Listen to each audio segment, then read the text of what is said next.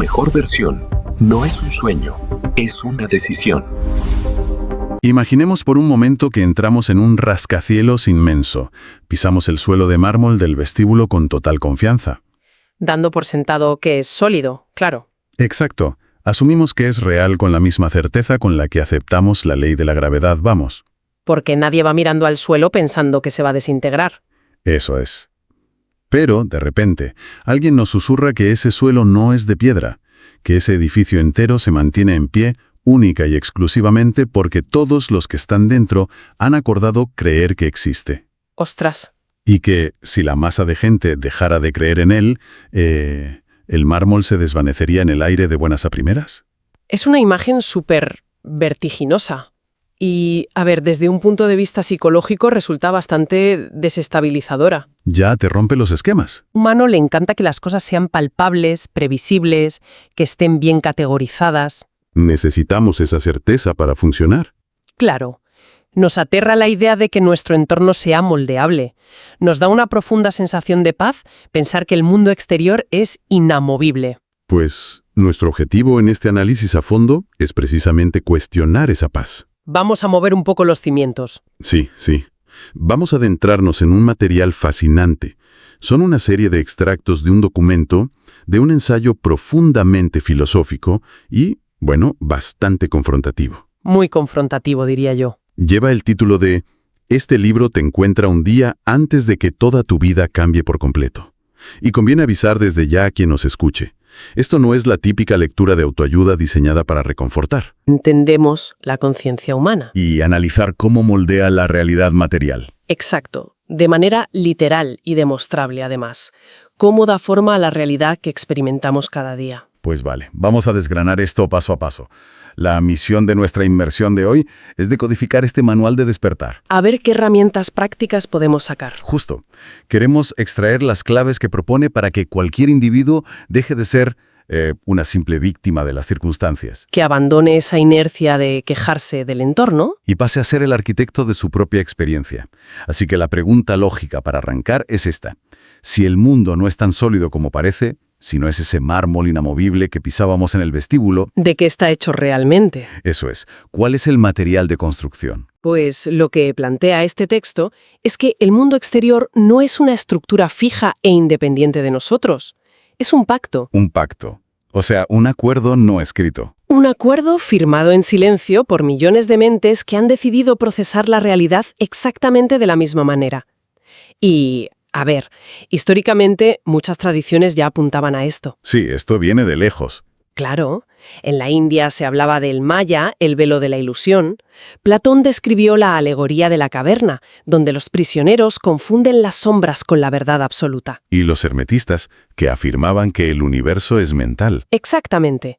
Pero es que si lo bajamos a la neurociencia moderna, tiene todo el sentido del mundo.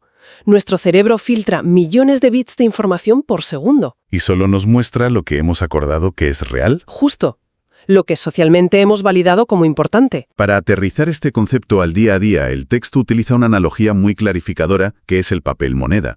Es un ejemplo buenísimo. Porque físicamente, un billete no es más que un trozo de celulosa con tinta.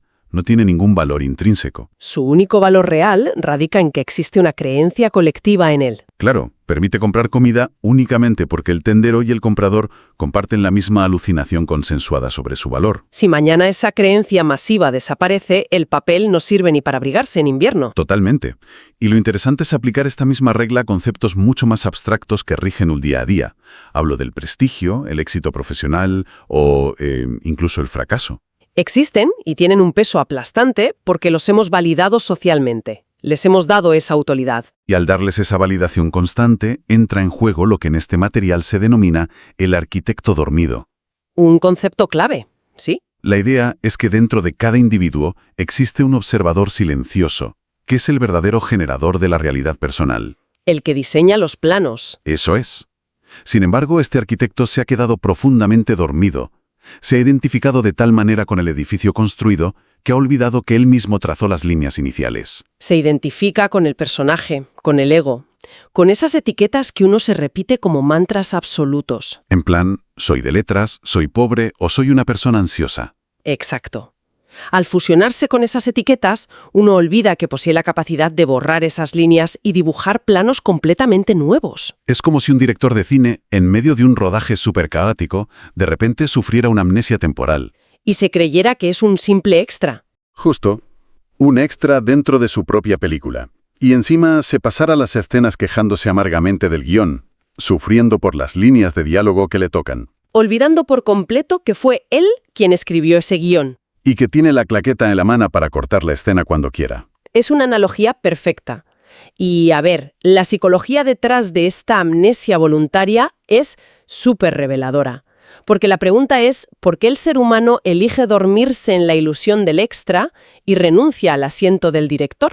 Porque da seguridad, supongo. Una seguridad inmensa. Si todos creen lo mismo, si todos aceptan el mismo guión, el mundo se vuelve previsible. Hay un orden. Y salirse de ahí da vértigo. Muchísimo miedo.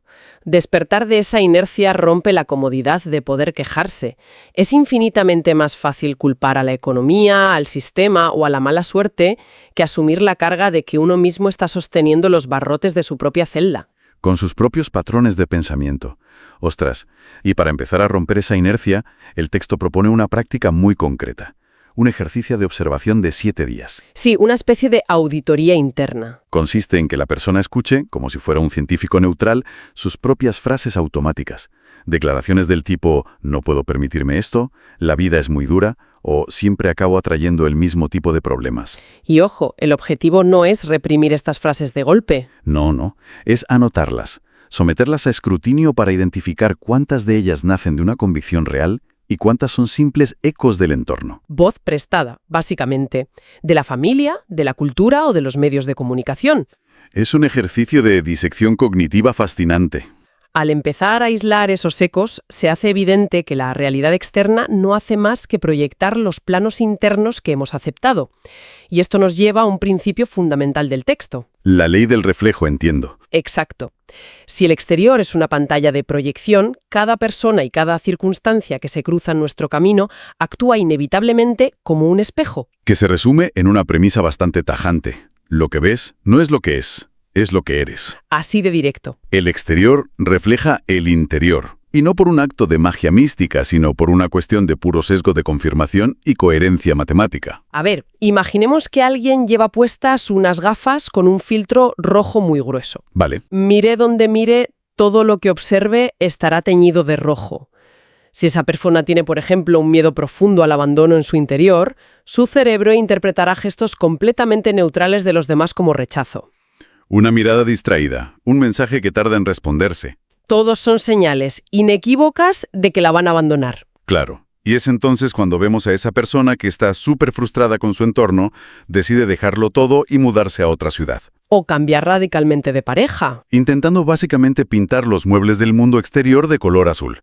Pero como las gafas rojas viajaron con ella en el avión, a los 6 meses está experimentando exactamente los mismos conflictos. Los mismos patrones, pero en una geografía diferente. Eso ocurre porque se subestima sistemáticamente el poder de la palabra creadora.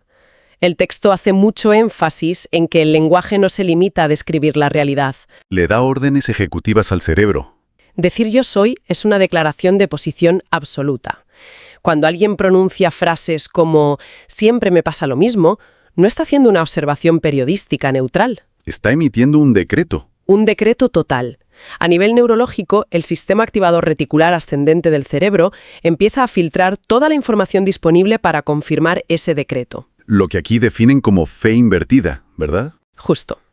Si uno espera un conflicto, la postura corporal se tensa de forma inconsciente.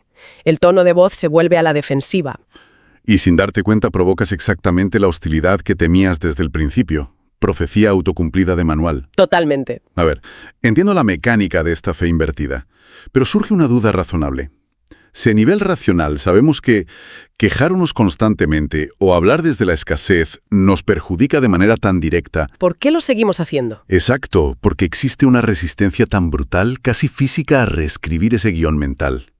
Tiene que haber algún cortocircuito evolutivo aquí. Lo hay y está profundamente arraigado. Aquí es donde entran en escena los saboteadores internos. El impostor interior y el teatro del miedo. Esos son. Y es vital entender cómo hemos evolucionado como especie para no demonizarlos. Porque estos mecanismos no son enemigos perversos que habitan en nuestra mente para amargarnos la vida. En su origen son sistemas de supervivencia. Pura biología. El impostor interior siempre preferirá una miseria conocida a una expansión incierta. Para la mente primitiva, la repetición significa que si hiciste algo ayer y no moriste, deberías seguir haciéndolo hoy. Claro, en la prehistoria, destacar, innovar o pensar diferente Significaba ser excluido de la tribu. lo que era literalmente la muerte por inanición o por depredadores. Por eso el cerebro se resiste tanto al cambio. Pero, espera un momento. Quiero detener la marcha aquí. Porque el miedo tiene una función evolutiva innegable. Si alguien camina por la sabana y ve un león, el miedo le inyecta adrenalina y le salva la vida. Obviamente. Ignorar esa señal biológica suena casi a imprudencia temeraria. ¿No es peligroso sugerir que se debe silenciar el miedo por completo? Es una objeción muy válida y es crucial para entender el concepto correctamente. El texto no dice en absoluto que haya que eliminar el miedo de forma temeraria. Entonces, La clave propuesta es observarlo, auditarlo. Quien asume el control de su mente se hace una pregunta filtro. ¿Esto es un peligro biológico inminente o es una proyección psicológica? vale. Distinguir la amenaza real de la imaginaria. El problema es que la amígdala en nuestro cerebro no distingue bien entre la amenaza física de un depredador y la amenaza abstracta de una crítica social. ¿O un fracaso laboral? El corazón palpita igual y las palmas sudan igual. Exacto. Por lo tanto, sentir miedo cuando uno se acerca al borde de lo conocido, al emprender un proyecto nuevo o adoptar una identidad diferente, no debe interpretarse como una orden de retirada. Es simplemente el indicador de que has llegado a la frontera de tu mapa. Es una señal de expansión. Queda clarísimo el matiz. El miedo como brújula, no como muro. Y además de este miedo proyectado, el ensayo introduce el concepto de la sombra. Un concepto muy junguiano, sí. Se refiere a todo aquello que reprimimos a lo largo de los años para poder encajar en las normas de la tribu.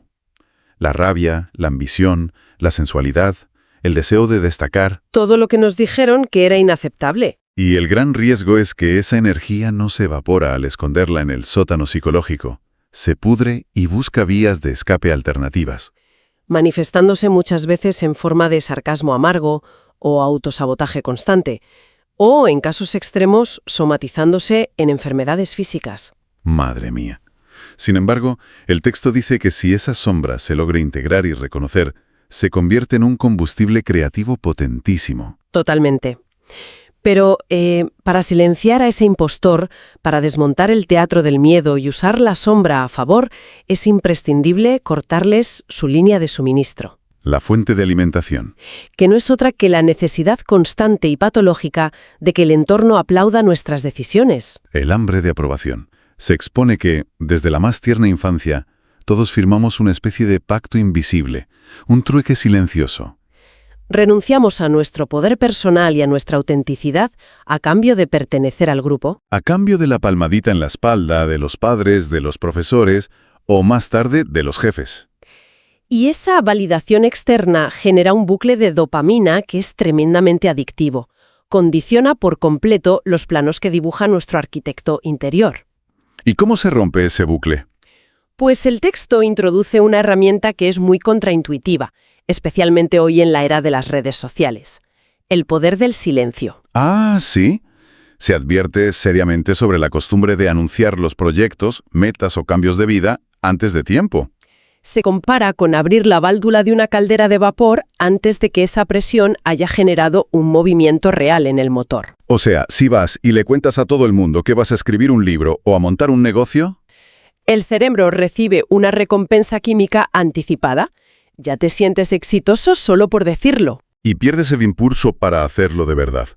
Además, abres la puerta a las dudas ajenas y al escepticismo de tu entorno. Que debilita tu convicción interno antes de que haya tenido tiempo de echar raíces. Es como acumular presión en lugar de disiparla. Hablar por hablar dispersa la energía creadora, mientras que mantener el silencio y madurar las cosas en privado acumula una fuerza de ejecución imparable. Pero claro, a ver, Esto requiere una inmensa capacidad para tolerar la fricción social.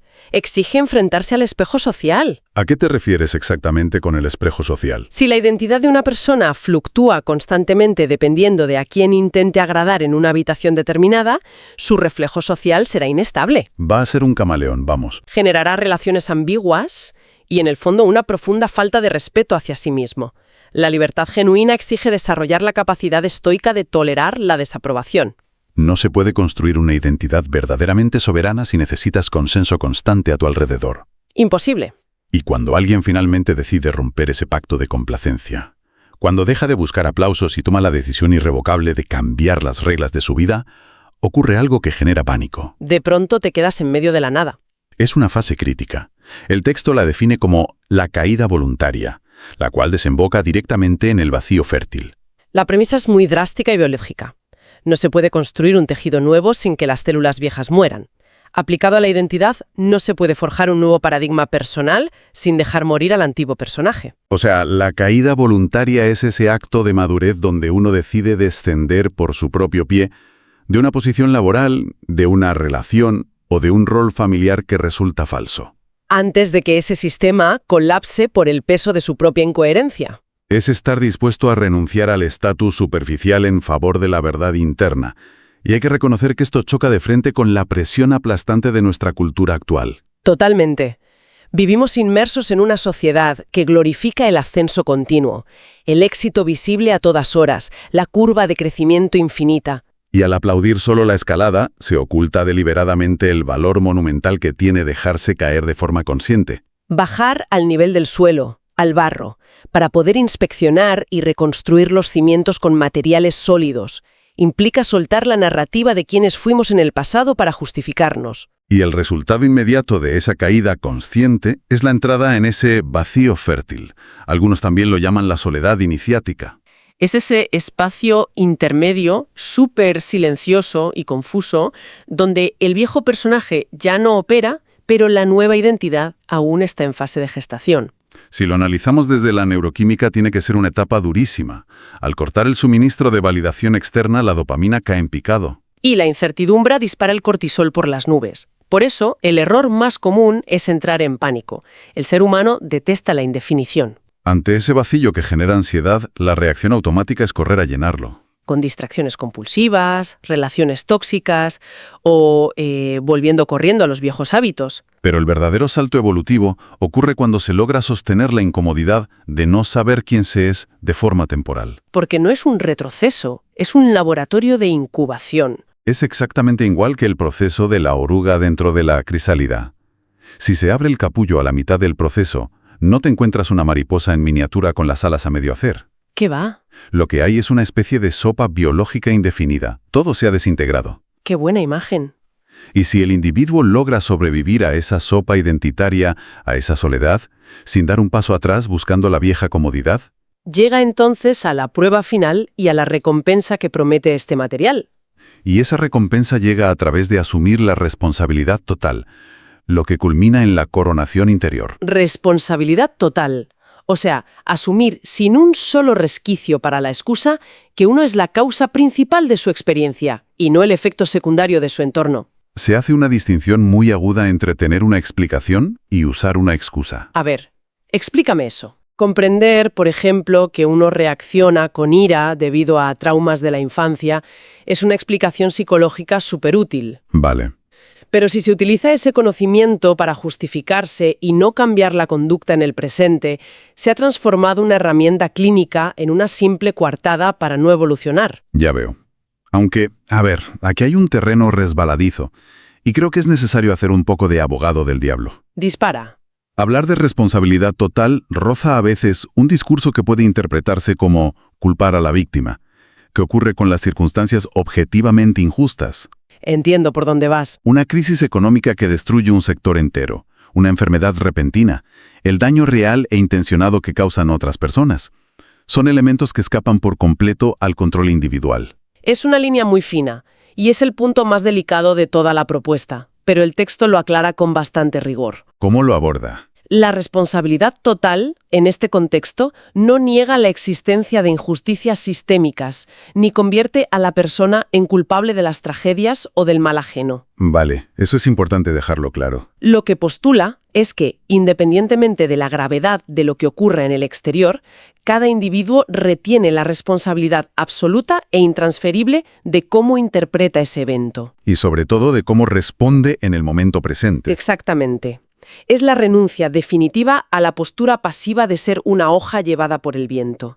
Se trata de recuperar el poder mediante el dominio del impulso. El dominio del impulso. Cultivar la capacidad de insertar una pausa consciente, por breve que sea, entre el estímulo que se recibe y la acción que se ejecuta. Esa pausa de milisegundos es la que separa a una máquina reactiva de un creador consciente. Y por supuesto el libro nos advierte que la vida se encargará de presentarnos la prueba del poder. Ah, sí. Justo cuando el individuo cree que ha superado sus viejos patrones, aparecerá un conflicto inesperado, un jefe tiránico o una antigua tentación. Su función es testear la estructura, ¿no? Comprobar si la transformación es un cimiento sólido o si solo era un entusiasmo pasajero fruto de haber leído un buen libro durante el fin de semana. Y si se mantiene la integridad durante esa prueba, se alcanza lo que se denomina el oro invisible. Que entiendo que no tiene nada que ver con lo material. Nada. Se subraya que la verdadera riqueza no reside en el saldo de una cuenta bancaria o en el reconocimiento social. Esos son meros subproductos. Consecuencias de un estado mental. El verdadero oro invisible es la disciplina férrea, el enfoque inquebrantable y la resiliencia psicológica. Si se posee ese oro interno, el individuo puede perder absolutamente toda su riqueza material o su estatus y tendrá la capacidad intacta de reconstruirlo desde cero. Esto es lo que lleva a la coronación interior, un concepto fascinante precisamente por su sobriedad. No incluye fanfarrias, ni ceremonias públicas, ni aclamaciones externas. Es el acto íntimo, silencioso y perpetuo de gobernarse a uno mismo ante cualquier circunstancia. ¡Wow! Es un trayecto analítico exhaustivo el que hemos hecho hoy. Desde luego. Comenzamos desarmando la idea de que la realidad sólida que pisamos no es más que un acuerdo colectivo que hemos asumido por inercia. Analizamos la necesidad vital de identificar y calmar a ese impostor interior que utiliza miedos prehistóricos para mantenernos en la zona de confort.